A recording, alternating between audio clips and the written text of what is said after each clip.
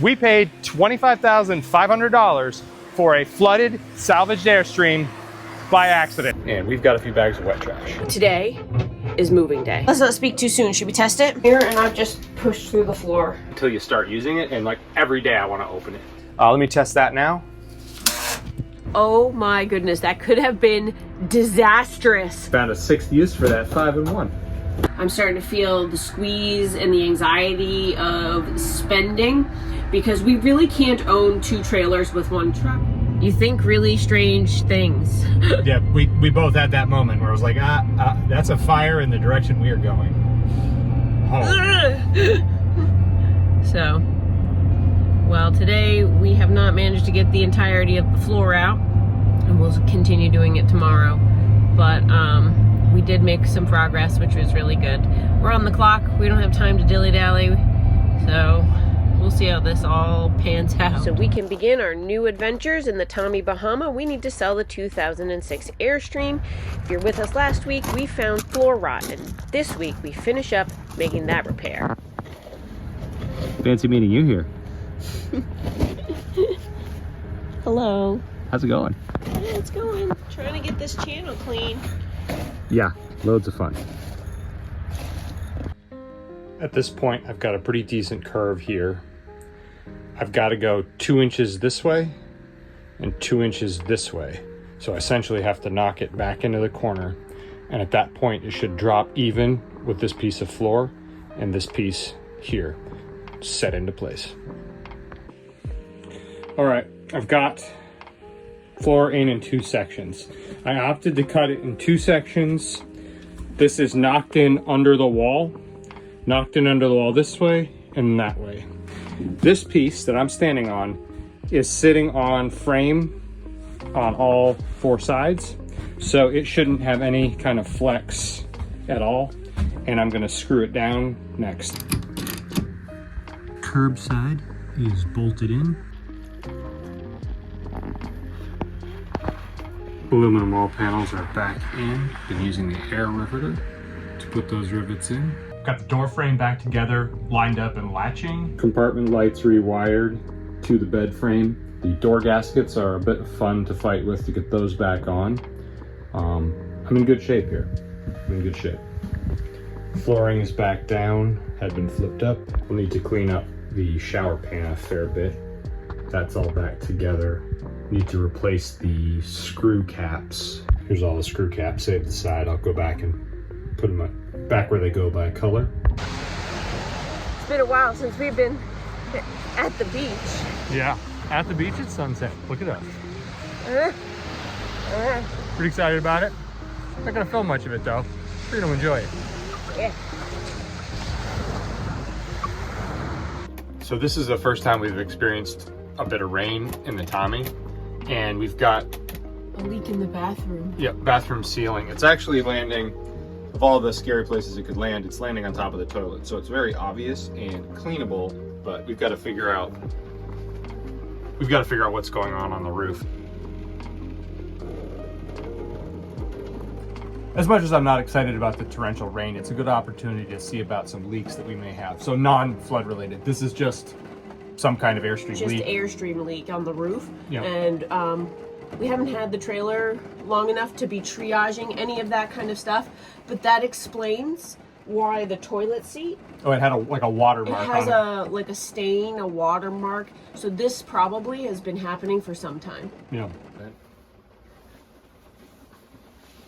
You can see, I don't know, on camera. It's essentially a watermark that doesn't wipe off. It's been happening enough that the finish is damaged. Yep. On the toilet seat. Yep.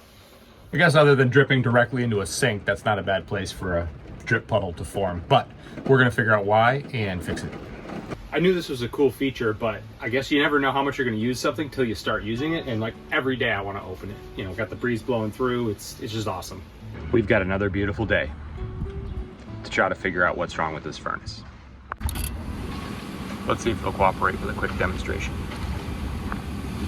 I had to jiggle the connection on the sail switch to get it to actually turn on.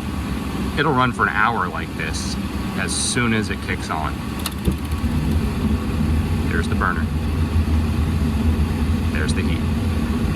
There's some little things I can do in here, such as clean up where the grounds connect and replace some rusty screws that hold down some connections.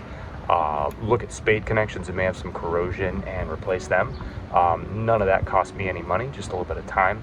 Eventually we may have to throw some more parts at this, but I'm hoping the sail switch is kind of the end of the goose chase right now for the little phantom problem we have. Really, it's important that we are fully dried out before I start packing the corners of the bedroom, which was in fact the wettest area. I've been running space heaters, I've been running the AC, I've been running the furnace to get everything under this area dry, which is like the shower wall. But let me show you. This is Andrew's storage, and then he also has one more bin and an empty nightstand. We have a couple of like little things that we're starting to pack up for under the bed. The real issue for us is that under the couch and under the dinette and the other rig, we put all of our eBay. I could rack like 8 boxes of lightweight eBay inventory in them. We don't have that option here. The furnace is under one of the dinette seats, and then there's a little space for like packaging and shipping supplies under the other dinette.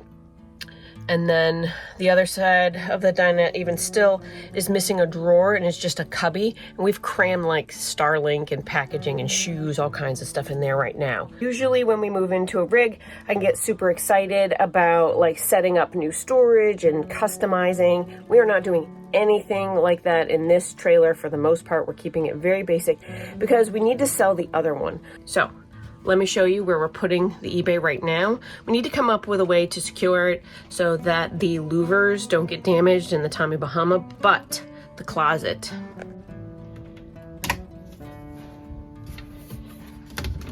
We're gonna customize this double closet, which originally I thought we would use for our clothing.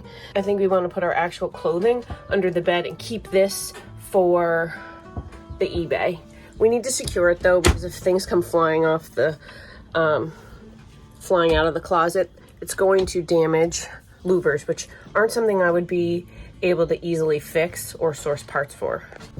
Another piece of kit that I absolutely have to buy before we leave this campground is the 1,000-watt inverter replacement that came with this trailer. Well, it doesn't have to be in a one-to-one, but we do want to put a 1,000-watt inverter in this. Camping World had one for $29. They were supposed to have one in stock, and they couldn't find it. I was so bummed out because that's a $200 part for like $30. That would have been a huge win for us financially, but it was not to be.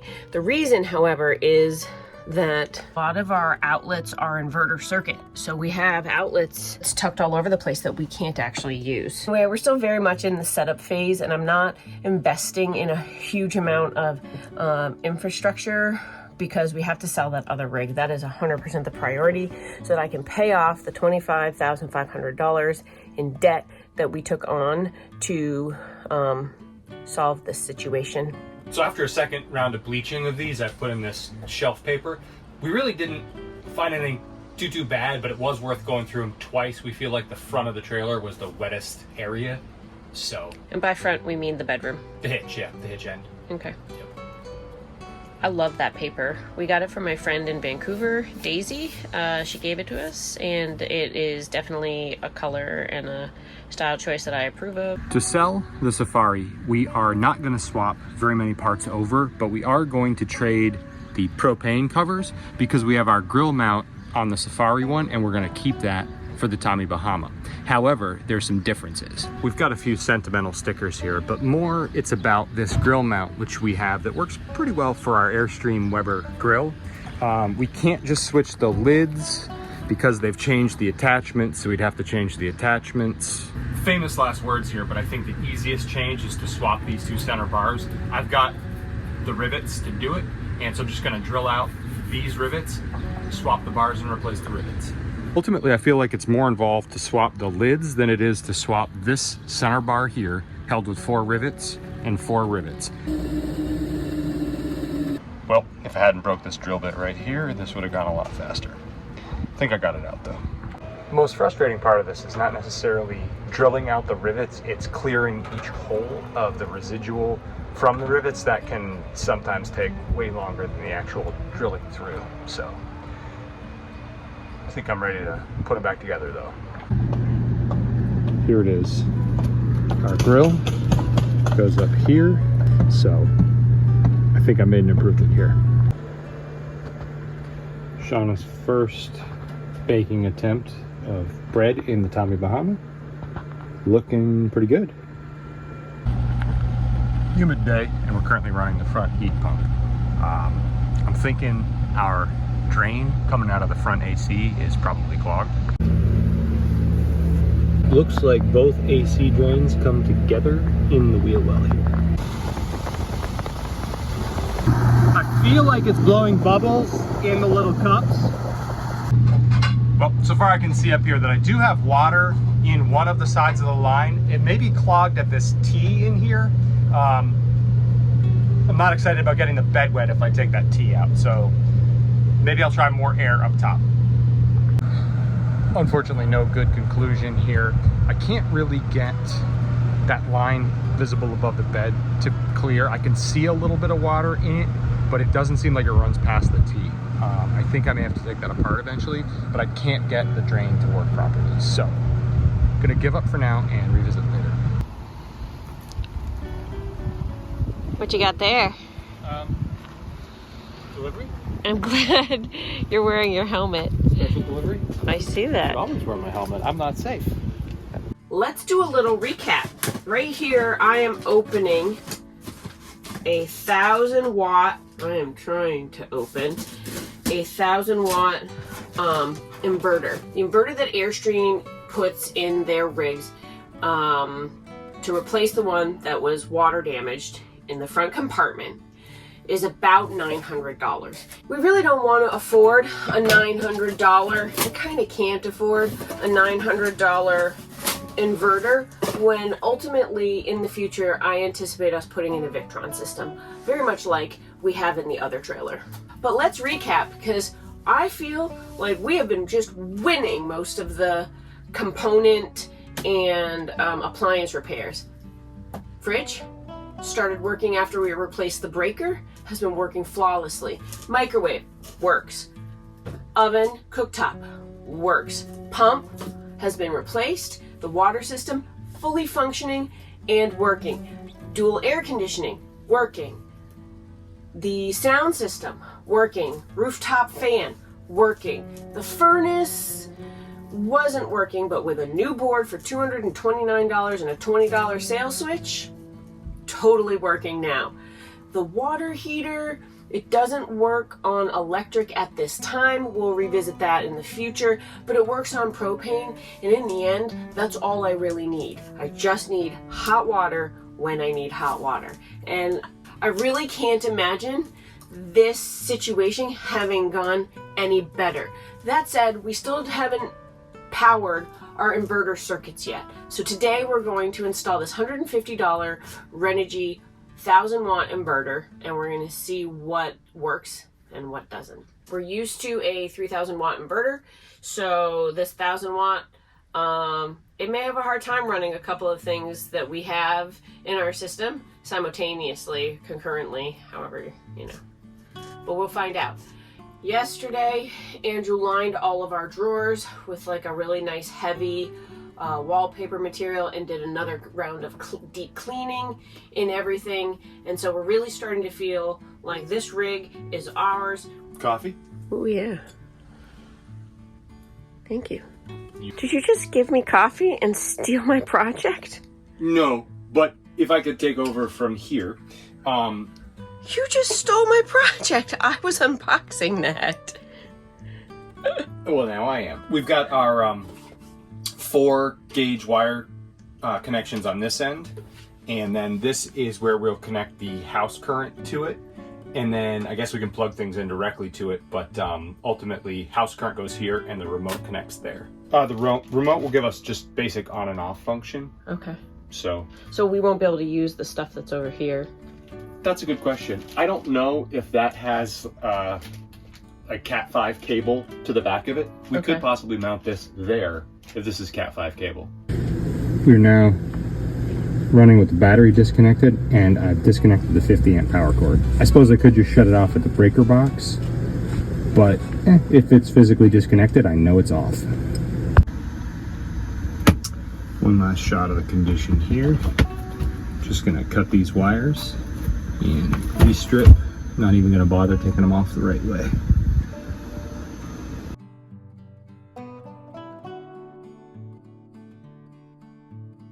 I've been editing video. Let's go check on the Project Thief. I wonder if I can even lift this up with one hand. All right, YouTube, let's go forward. I cannot. Hey, man. How's it going? Oh, it's going great. Just going great. Awesome. Stripping some wires, connecting some wires. Should be done shortly, honestly. All right. Yeah. Not a lot of working room, but it's going okay. With this current install location for the Renogy 1000 watt inverter, it's higher than the last one was. Not that I think water's going to happen to us again, but anyway, that's the choice I've made. It's all wired up. It has a remote which works on what looks like to be telephone cable type connection, and there's one of those all the way to the kitchen area, but I haven't opted to try to use the connection that I have back here because it's corroded, and we'll investigate the remote later. So far, I'm happy with this. The inverter circuit's working in the trailer, except for one that's GFCI. That's down low below the dinette. My guess is down low they've put a GFCI, so I'll probably need to replace that outlet. It might have got wet. Otherwise, things are working great. Looking at this front motor, it's just like the back one. Same part number, same water situation. We've got water flowing right out of it as soon as I took the rubber cover off, so guessing it's toast. I'm gonna spray these set screws. There's a total of 4 and hope for the best. If this is gonna be salvaged, it means I've got to get these motors off. So this is the motor for the front stabilizer jacks, and when I connect the motor directly to the Tundra battery, it works.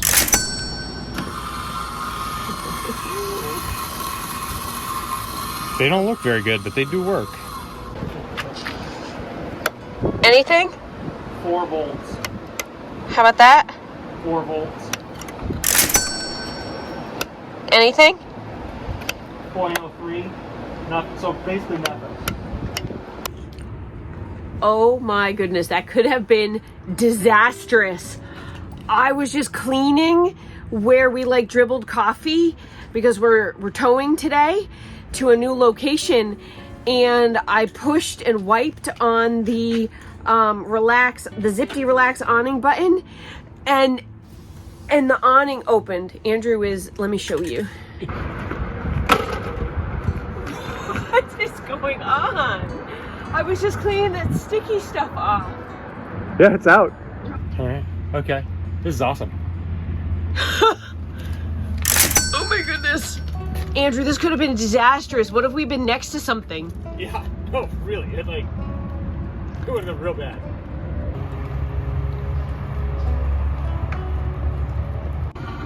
There's a weep hole here on the back of the leg. And then the arms themselves. Up on the spindle. All right, we're safe. It's back in. Just gonna turn this off. Yeah. Turn the off button, and I won't clean it anymore.